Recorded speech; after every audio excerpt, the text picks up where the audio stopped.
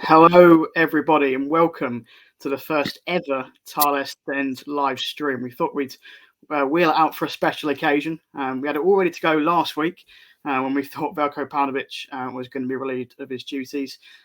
He managed to stay in his job, but for less than a week, as of course it was confirmed yesterday, just half an hour after Reading beat Preston.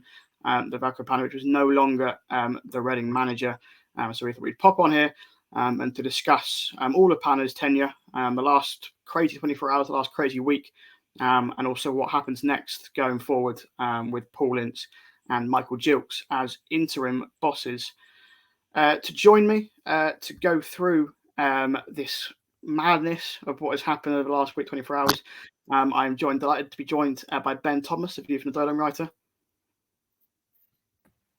Hi guys, you all right? How's it going, everybody? Hope you're all well today, and a little bit better news with the win, and obviously the chaos behind the scenes continues, and we'll get into that in just a moment, I guess. But yeah, good to be here. Thank you, Olly.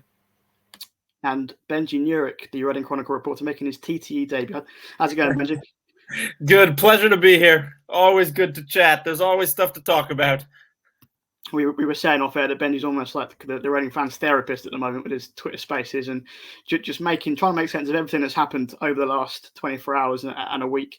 We'll get straight into it then. And Ben, we spoke on the podcast Thursday night, looking ahead to this Preston game, and it very much felt like it was just going to be Groundhog Day, that Reading were going to lose again.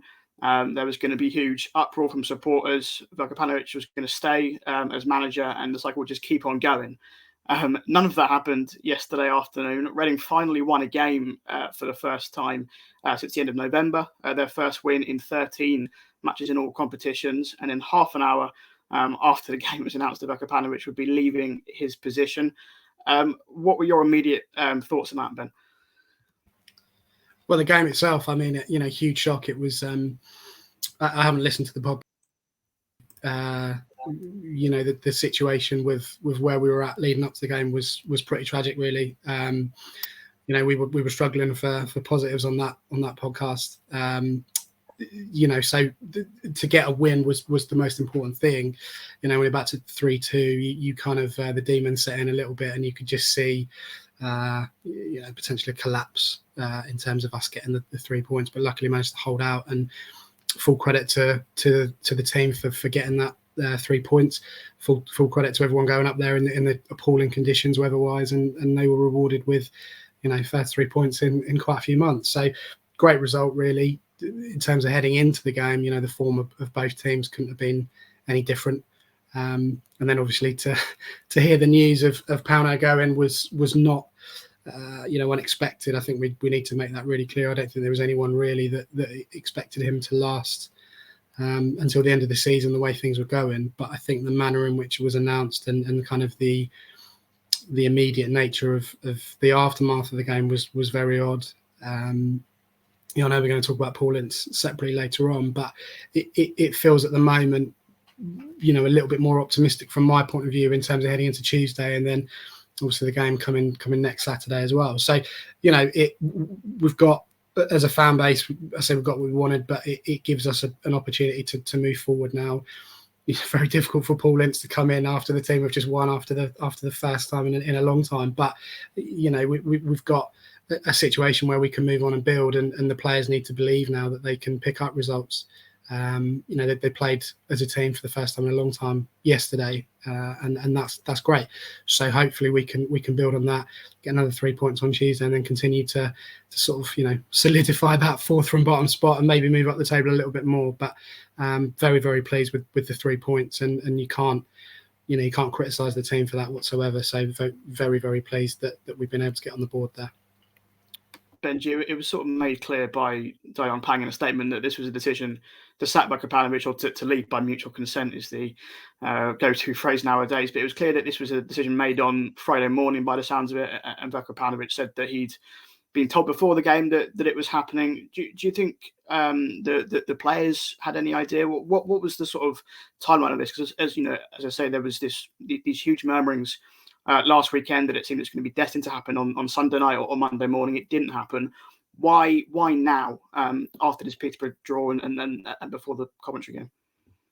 Yeah, it's obviously a very strange situation all around, and I think the timeline goes back quite a lot further than this week. I believe Paunovic offered his resignation as much as about 4 weeks ago now, and it was rejected at the time. And then things have kind of gotten worse and worse. Concerns, sort of. I know Paunovic and the people around him were starting to grow more and more concerned about just the level of negativity and toxicity that he was taking, which is obviously, a shame to have a human be sort of affected so much by what's going on around him and by the, I guess, criticism that he's getting, even if it is valid criticism, and this is football where it's going to happen. But I think things were just getting to a point where he and the people around him felt that it just wasn't a sort of an environment where he could continue. And so I do think, we hear mutual consent a lot, and it almost is never true. It almost is always that they've been sacked. But I do get the impression that this was much more sort of, whether it was all his choice or a joint decision, I do get the impression that it was a lot more sort of his choice as well as being the club's choice. And I think the decision was made. I mean, I wouldn't be surprised, and I haven't been able to confirm this yet, but I wouldn't be surprised if the decision was made as much as a week ago when sort of that news was first breaking, but then they had a delay, whether it was due to trying to find the next manager, whether it was due to having to deal with the EFL, because pretty much everything Reading does has to go through the EFL now. And then obviously, I think on Friday morning, it was confirmed between Paunovic and the hierarchy. And I've been told again and again this morning and last night that the players didn't know. I mean, obviously, we either can choose to believe that or choose not to believe that. There was obviously a performance on the pitch that energy levels seemed completely different to what we've seen in recent weeks. And obviously one of the players is the son of the person who's now come in to take charge. So again, we can choose to believe that or not choose to believe that. Speaking to Lucas João after the game, he did seem genuinely sort of in shock. He seemed kind of lost for words, and it seemed like a very genuine reaction to me. But once again, it would be very easy to believe that some of the players at least did know, but also everyone is saying that they didn't know. So it's hard to say for certain on that level. Yeah, I mean, I think as with anything we've read in the last couple of years, it's almost impossible to know exactly what is 100% fact. And I do struggle to believe, because in the fact that Paul Ince is coming in, he's going to have told his son that, I mean, because this clearly isn't a snap decision. He's clearly told Tom Ince, and either Tom Ince can keep a secret very, very well, or Lucas João's got a very good poker face. So I'm sure there are things to come out the next couple of days. Ben, I think everyone has been in agreement for weeks now that this is a decision that has needed to come for a long, long time, and this decision yesterday was long overdue. At what point did you sort of become Pauno out? Because there was sort of rumblings and sort of some discontent towards the end of last season when Reading just collapsed basically from a great position in the top six to then finish seventh. Didn't start the season too well, obviously, with the transfer embargo and injury stuff like that. Some discontent there, but for a large while there was sort of sympathy for Paunovic and sort of mitigating circumstances that sort of kept him in the job.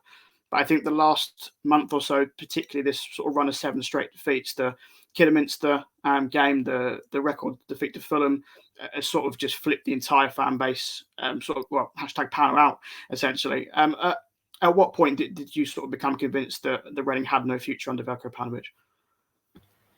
Probably the Luton game, if I'm honest, the Luton home game, because you could look at the Kidderminster game as kind of the catalyst for a lot of the ill feeling towards him. We hadn't won sort of a month prior to that. Going back to the Swansea away game, the 3-2 win that we picked up there.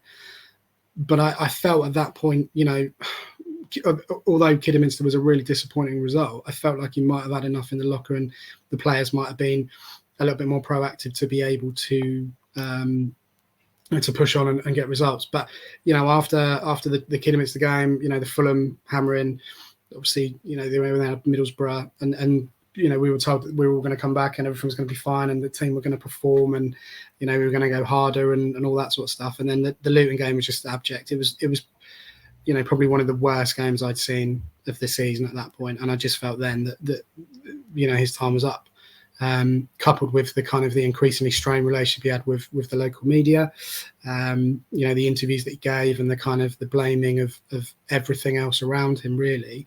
And we've seen it before time and again. People have always quoted the Brendan Rodgers situation with Tim Della, but that was the beginning of the end as well. Obviously, the club was in a different mindset, in a different era then.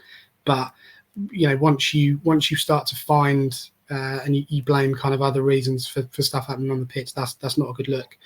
From a manager's point of view. So I felt then he wasn't really deflecting some of the issues that the club had. And for me, the Luton game was the point where I probably thought, that's it, it's game over. He's not going to come back from this.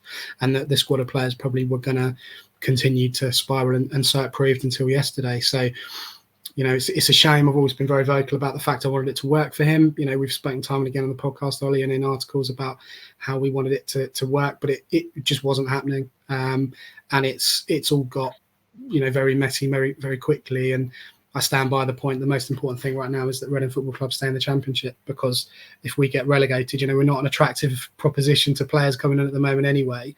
But we get relegated to League One, and we are going to be one of the last dogs at the bowl for players coming in. So we have to stay up. And quite frankly, as I've said in previous weeks, I don't care who manages the team now. We've got enough on paper individually to be able to stay in that league. The players proved that they can play. They did that yesterday against a very good, well-organised Preston side. And they've got to show that and continue to get points on the board now. It's interesting you mentioned the local press there. So we do have a esteemed member of the Reading local press with us. There does seem to be a recurring theme that once a manager falls out with Tim Della, it is almost the beginning of the end. As you mentioned, Brendan Rodgers, I think Brian McDermott had a bizarre argument with him at Middlesbrough away in 2016 as well. Benjy, obviously you came to start covering the club in November. What obviously I think it was your second win, was it yesterday? I think the Preston win, which was remarkable, which tells you how bad Reading have been. But how have you found sort of Paunovic to deal with in sort of interviews and sort of exchanges and stuff like that? Yeah, no, it's a good question, because obviously, Paunovic, I'm trying to figure out, I guess, the best ways of saying this, but Paunovic, I think, is one of the best managers I've dealt with in terms of speaking to the media and the amount of time he's willing to give and sort of the depth he's willing to go into on certain answers, especially in the pre-match press conferences, where he's frequently given us 35 minutes at the training ground, which is not something I've seen from any other manager I've dealt with. But things did get really tough in terms of the relationship, because at some point, when as a journalist, you have to start asking certain questions, and you understand that the manager isn't going to want to, or even isn't going to be able to answer those questions, but you just have to ask them, because these are questions that need answering and buttons that need pressing. And unfortunately, the manager in this case is the only one who's there to answer questions, so he has to be the one to take the questions. I mean, there was a press conference probably a month now where we were asking him about the relationship with Kia Jarabchin, and those shouldn't be questions he should answer. And he said pretty much that he couldn't answer them, but it wasn't the same sort of no comment as we saw after Peterborough, which it was just like, I'm not going to answer questions about my future. It was more like a frustrated, almost understanding that he doesn't have the answers and he wants to kind of be able to offer more insight, but he just can't. And it was, I think, a tough presser for everyone, because we obviously wanted to chase answers that fans should know, but he, I guess, felt he just couldn't answer them. And there's a process, I think, when a manager starts to struggle or when he starts to get under pressure, where at some point results get bad. We can all sort of feel the tide turning. And so you start asking questions about their future, about the process of what his relationship is like with the owners, etc. And normally, if results don't turn around pretty quickly, the end comes for that manager quite soon after. So you don't end up asking those questions for more than a couple of weeks, because you've only started asking them close to the end. But the reality of this bizarre situation is that it dragged on for 6 weeks or whatever. So those questions started being asked every single week for over a month. And that was just a ridiculous situation for him, and I guess for the journalists as well, because he shouldn't have to continue answering questions about his future every single week, because at some point he should be put out of his misery. And if he's offered his resignation a month ago or whatever it was, then he recognizes that as well, that at some point this should have ended a lot sooner. And so the situation got way more toxic and way more difficult than it needed to be, because everyone, including himself, realized that it should have ended a long time ago. And so it's really dragged on. It's obviously costed the team points. I think it's costed sort of the whole environment has gotten more and more toxic. Ironic, I guess, that eventually it did end after the first win in 84 days. But yeah, it's been a bit of a difficult relationship. I have to credit Paunovic for the way he sort of dealt with the media, because I do think he was very generous with sort of his time and energy. But obviously, I can totally understand how things got more and more difficult for him, and he started having to answer questions that he didn't want to answer. And I find it hard to blame him for that, even though I can understand fans' frustration in feeling, I don't know, if he was slightly arrogant when answering some questions. I know that's been leveled at him, and I'm not saying that isn't true, but I think it's just a very difficult situation for the manager to deal with. And I think that was kind of the effect of some of his less inspirational answers that we were seeing down the stretch, I guess. Ben, how much do you think these interviews have sort of contributed towards this sort of fractious relationship with supporters that has formed? Because, you know, naturally results on the pitch are going to determine the mood, and fans are going to be delighted if we win a game. But ultimately, as Benjy says, he's been asked the same questions week after week, and ultimately he can only give so many answers. And there has been a perception that, yes, while results have contributed towards his downfall, his sort of manner and his, I don't want to say arrogance, because it might be something lost in translation or whatever, but has the way he's come across interviews, do you think, contributed towards this sort of animosity that has begun between fans and Veljko Paunovic? Yeah, I mean, I don't see the arrogance that other people maybe see. What I look at is a guy that's under incredible pressure, because, you know, he's been left hung out to dry by people above him, basically, and that's very difficult. But if the club aren't prepared to stick anyone else out to talk and communicate and share what's going on, and the one person that does, it's just the way of the world. They're going to cop the flak. And I'm not saying that that's right or wrong, but people have wanted answers for a long time, and you know, fans will always say it's this season. We all know it's not this season. We all know it's been building up for 2, maybe 3 seasons. You know, last year was a blip. We didn't, as I said in my article that I did yesterday, I don't think we ever really knew Paunovic, because of, you know, we were out of games. We weren't allowed to attend games because of the lockdown. But, you know, he was a man under immense pressure, and he was being asked legitimate questions that should be answered really by the CEO, by the owner, by the board, and he was having to do that. And, you know, around the end of the summer transfer window, we were led to believe that he was doing all the negotiations there as well. And that's not right, because actually, as a manager's role, yeah, of course you can have a chat with the players and you know, walk around the training ground and facilities and stuff, but actually it's not your job to negotiate the transfer and get him in. And that's what we were led to believe was happening. So he kind of, you know, certainly from me, had a lot of sympathy, and up until, as I said, around the Christmas period, and then the wheels came off it. And I think, you know, the more stress people get, they kind of act in different ways. You know, the anger shows, probably the personal qualities aren't there that we'd expect from a manager of a football club. So it became very, very difficult. And I think a lot of the stuff on reflection, when you look at it now, and probably the things that will come out over the next couple of weeks and months, as we all know, with the shambles that is the club in terms of decision making, we'll look back on some of those interviews and go, did he actually mean that? What was he trying to say here?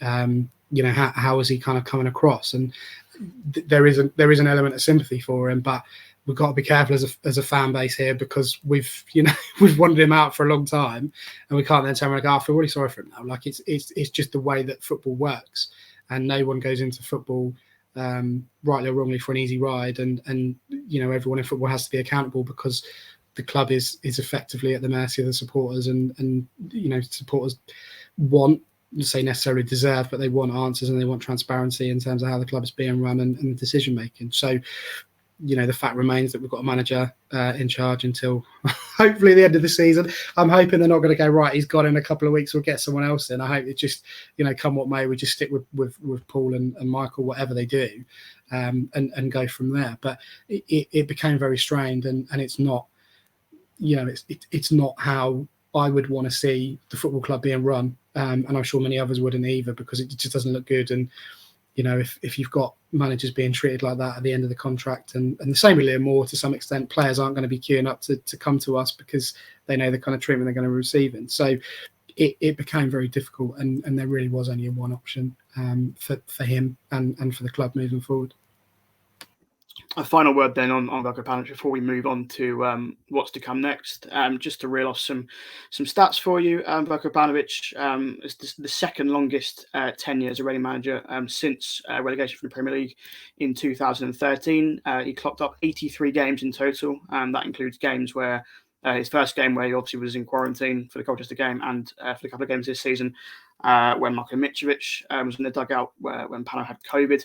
So 83 games for Veljko Paunovic, a points per game record of 1.31 in the league. That puts him as the fourth best manager since relegation. So this is out of 8 managers, so about average for Veljko Paunovic. Nigel Adkins, Jaap Stam, and Mark Byrne all have better points per game than him. He has the 5th best win percentage. So Steve Clarke overtakes him on that purely because of the FA Cup run. And then if you look at the points won in the final 10 games, Veljko Paunovic does come bottom of that, just 5 points won from Veljko Paunovic's final 10 games. Reading manager obviously massively helped by the 3 points won yesterday, but definitely given more of a stay of execution than a lot of his predecessors before him.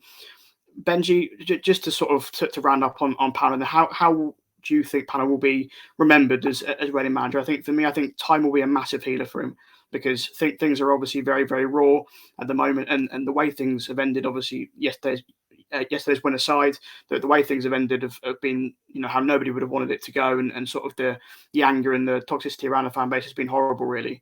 But in general, he's, for me, I think, been dealt probably the toughest hand any Reading manager, certainly in the modern era, has been given. He's managed in a pandemic. He's had a transfer embargo. He's had the 6-point deduction, which was for things that happened before he even came to the club. How do you think Paunovic in time will be sort of remembered and sort of looked back on as a Reading manager? Yeah, it's a good question, and obviously I think it's been made a lot more difficult by the last 6 weeks or so, because had he left after Kidderminster, after Fulham, obviously people would have felt, okay, this is justified, but at least people would have gone, he's left at the right time, he's left when he needed to go, and there were good parts of his tenure as well. Instead, he's had this really long, horrible exit process of terrible result after terrible result, growing toxicity after growing toxicity, and that, I think, has sort of ruined his, I guess, immediate reputation. I do hope he gets remembered as kind of, I think, what he feels he was, which was someone who at all times gave his best and cared a lot about what he was doing. And I have absolutely no reason to doubt that is true, because having dealt with him, I 100% believe that he is that person, a person who's going to at all times give his best, and someone who genuinely does and still does care about Reading Football Club. I mean, even in his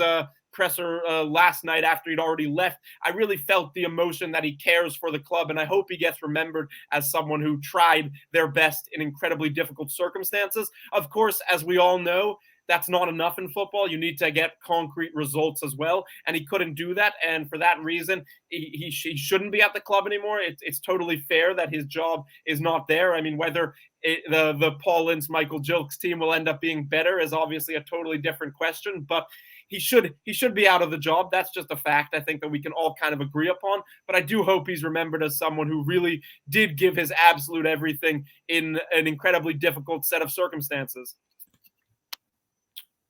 Yeah, so let's move on then to what happens next. And if you scroll to the bottom of that club statement yesterday, which I know a lot of people didn't, I think the headline was that Veljko Paunovic had been sacked, and then buried right at the bottom is this statement that former England captain and son of current Royals player Paul Ince is going to be taking interim charge along with academy manager Michael Gilkes. I think it was sort of one bombshell after another that half an hour after the final whistle, Veljko Paunovic goes, and I think probably most people imagined, and it was reported last week, that if Pauno did go, it would be Michael Gilkes taking over, and obviously that is half right, but he is going to be joined by Paul Ince, who has not managed since leaving Blackpool in 2014. There's certainly been some mixed reaction on this. Ben, what was your immediate sort of thought when you found out that it'd be Paul Ince alongside Gilkes in the dugout on Tuesday night? Well, I just couldn't believe that the club used the dugout seat instead of the flag or the stadium, to be honest. It blew my mind, really. And then obviously the news about Paul Ince, I mean, they've really pulled it out of the bag with with crazy ideas there. Look, I mean, we all said we wanted a new manager. We got a new manager. I think it would be really harsh to kind of jump on him and go, well, I want a new manager, but not that one, But the link is tenuous, I guess. I'm not going to say any more than that because I can't prove anything in terms of the links behind the scenes. It does seem on paper a bit of an odd choice because there was no rumours, and Benjy will fill us in on this, but normally when you get a bit of a rumour, there's some truth in it at least.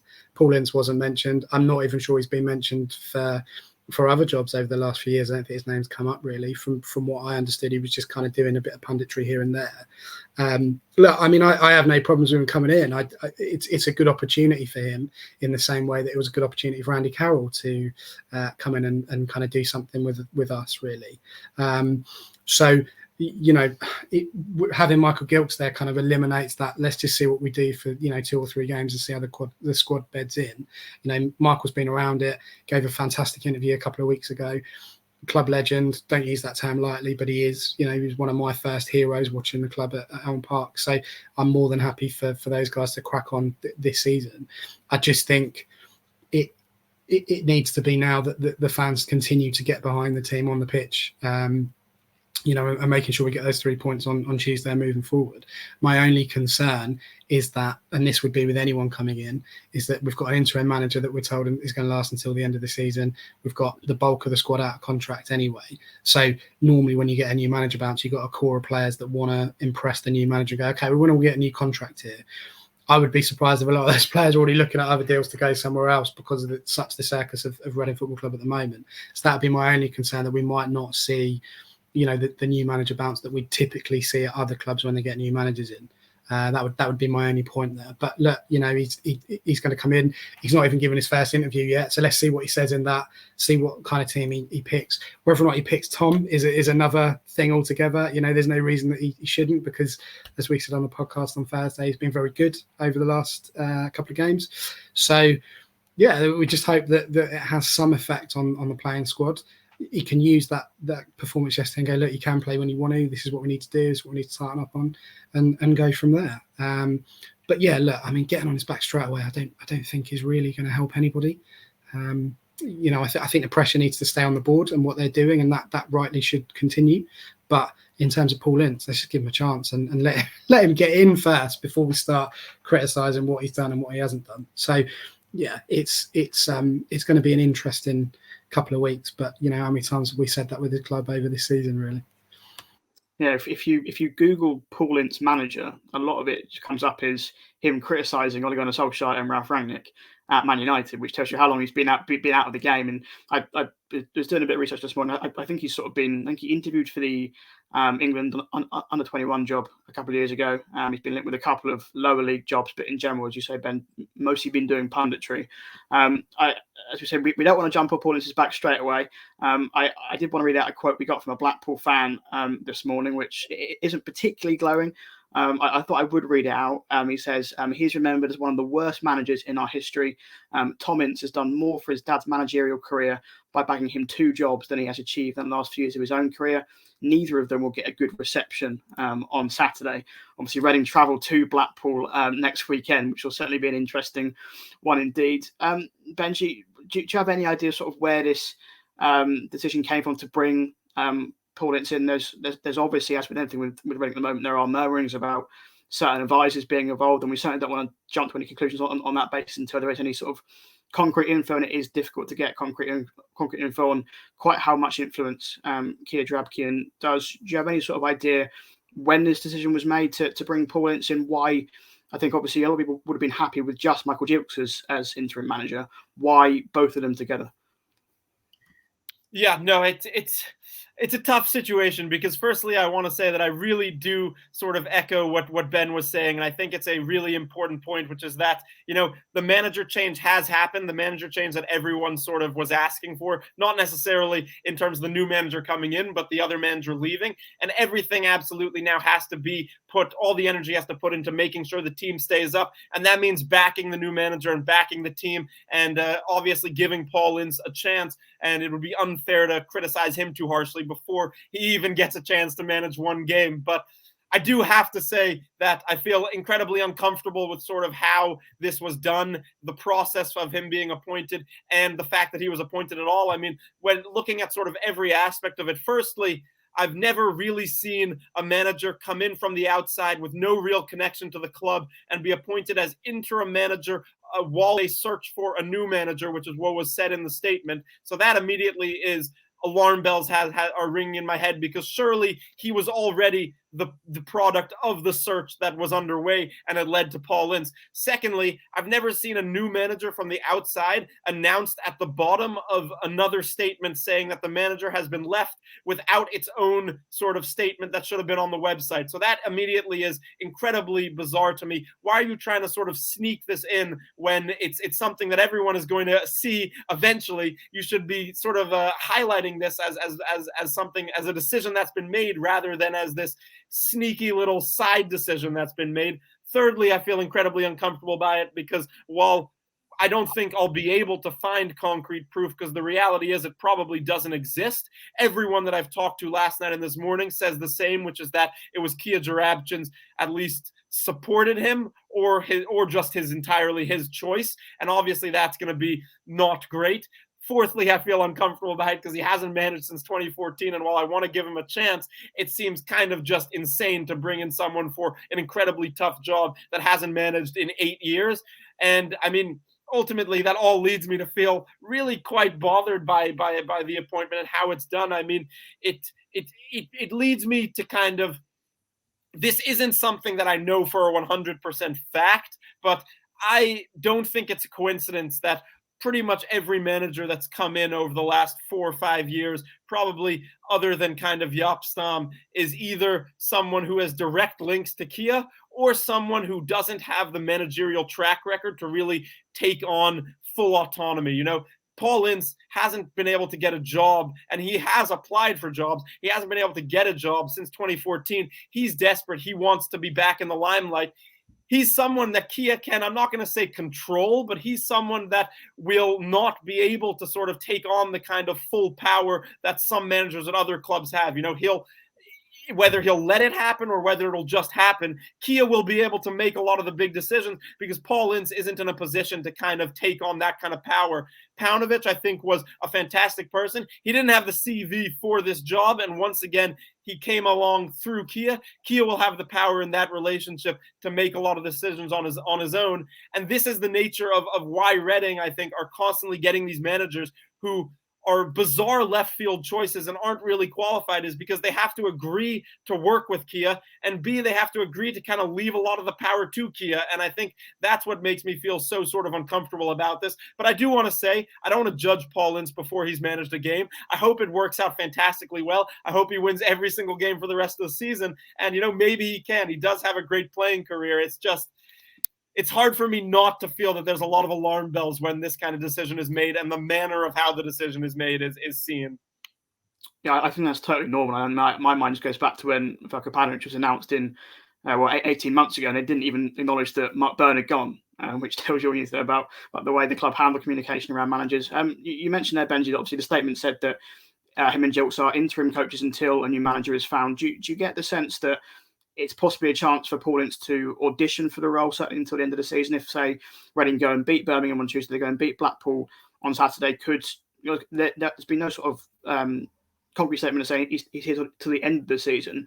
But do you think it could be a case, we've seen it at the likes of Cardiff this season, where Steve Morison wins a couple of games and they put him in charge till the end of the season? Could it be a case where this is Paul Ince's audition, essentially, the next couple of weeks, and he could then be in charge till the end of the season?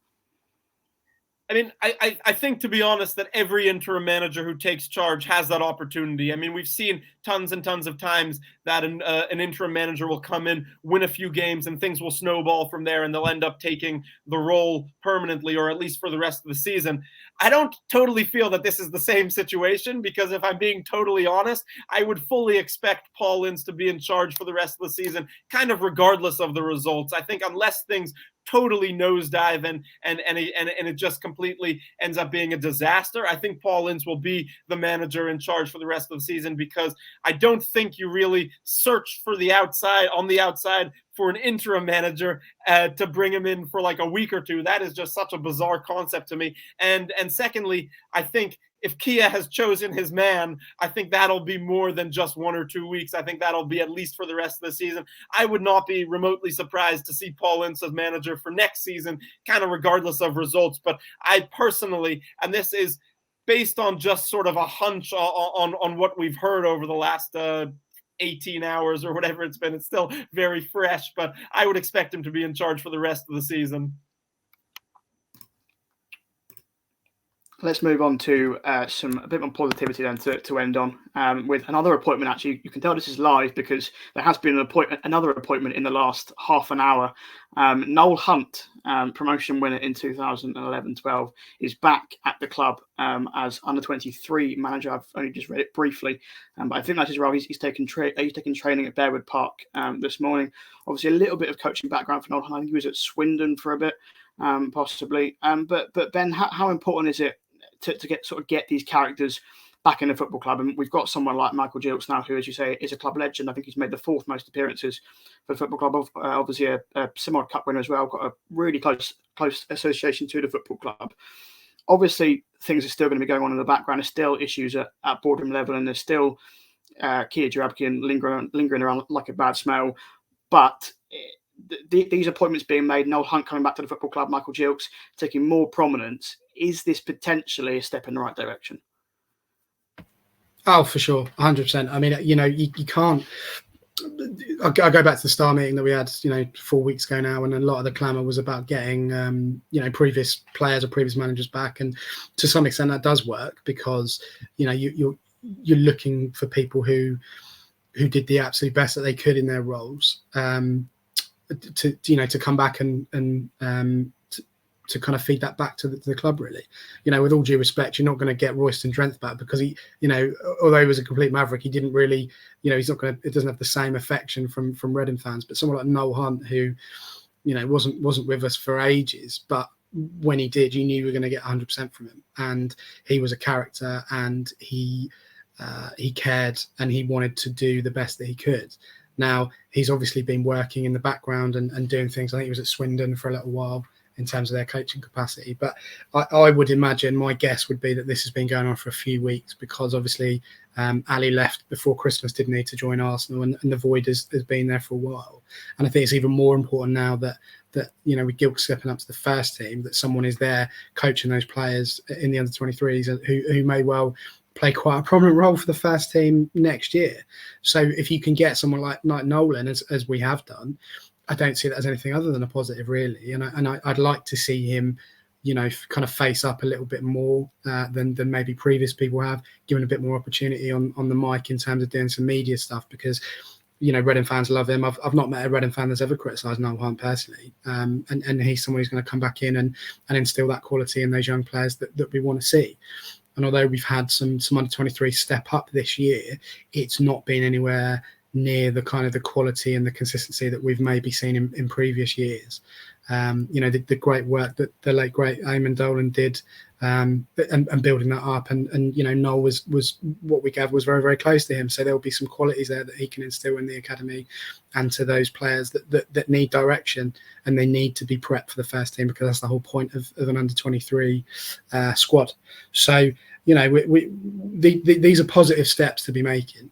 Regardless of what happens with the first team, if you're building the blocks and the foundations, the club can begin to move forward and progress. And I hope it works out for him. The under-23 job is a job that doesn't, I say, carry scrutiny, but the pressure is a little bit less because it just kind of ticks on in the background. But having someone like him back, to kind of continue to learn with again, what I've seen from the under-23 is a good group of players. They just need some direction. They just need some kind of cohesion in the unit, really. And I think he can bring that for us and move that forward. Yeah, I mean, it's an incredibly young set of 23s. It has been for the last couple of seasons, because obviously the club have made this decision to make choices on players at early stages. So they're making decisions on players at the age of sort of 19, 20 as opposed to 21, 22. And obviously because of the squad depth and things like that, players are being called up to the academy much earlier in their development than they usually would be. Jamari Clark was an under-18 player last season, and he's been called upon a couple of times this season. And Mamadi Kamara only turned 18, I think, on New Year's Eve. So, yeah, I think it's important to acknowledge that there are still obviously issues going on at the football club, and I think that's what I was keen to stress after the win yesterday, that yes, there's still a lot going on in the background, but ultimately you have to sort of celebrate these little wins along the way, and hopefully there is more positive steps to come. And I think I'd probably speak on behalf of everybody that there are obviously concerns about Paul Ince, but we want nothing more than him to go and win a couple of games and to get running to safety, and that is ultimately, as Dai Yong, that letter was wishy-washy last week, but the stated aim was to stay up, and ultimately if Paul Ince or Michael Gilkes or whoever it is can keep running in the division, I think that's got to be the positive. So that is a nice end to note. Nice note to end on there. I nearly got through the whole thing without cocking up, but to just about round up this live stream on the whole Veljko Paunovic, Paul Ince, Michael Gilkes situation. A mad 24 hours, a mad week or so. I'm sure it's going to get even crazier. There'll probably be some sort of 5-4 game now on Tuesday against Birmingham just to round off the whole week. But Ben, thank you very much for joining me. Pleasure as always, Ollie, and nice to see you, Benjy. Have a good rest of the weekend, and fingers crossed for 3 points on Tuesday. And Thanks Benjy, for having me. Cheers, guys. Well, Good thank you very much, chat. everybody, for watching. I'm hoping I've got no idea how this works. I'm hoping it should be up as a podcast form as well at some point. But hope you have enjoyed, and come on, you R's.